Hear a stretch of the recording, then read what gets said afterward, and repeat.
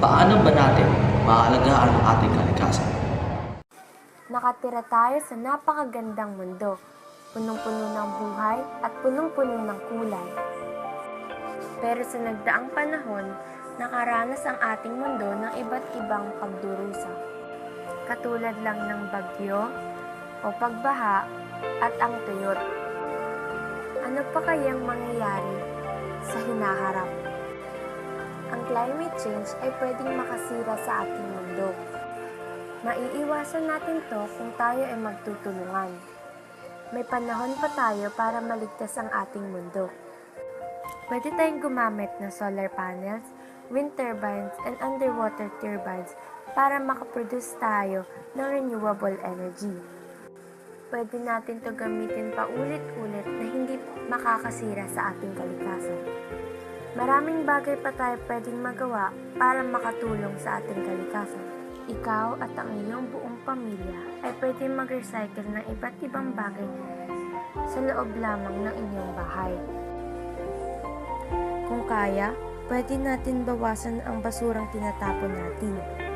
Dapat maging resourceful tayo sa paggamit ng mga ginagamit natin at sa pagpili ng binibili. Katulad lamang ng mga garapon, bote, o mga plastic or paper bags. Kada taon, napakaraming plastic bags or paper bag ang tinatapon.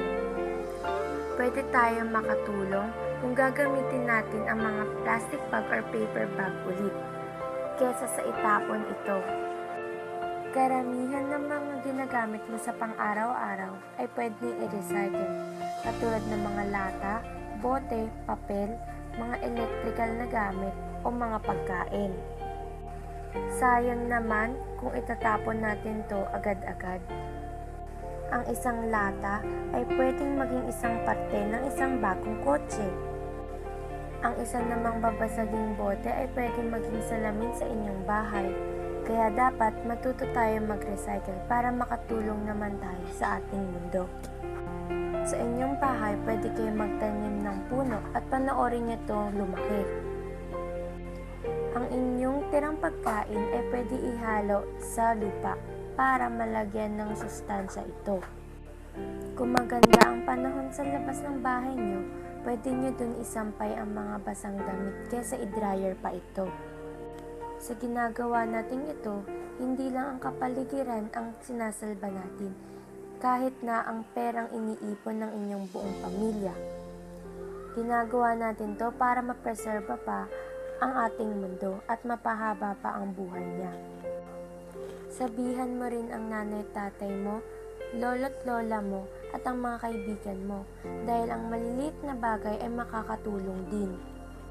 Tayo magtulungan at magsama-sama para mapahaba pa at mapreserba pa ang ating kalikasan. Habang tumatagal, nasisira ang ating mga pinag-ipunan ng yaman. Pero kaya natin bawasan yun.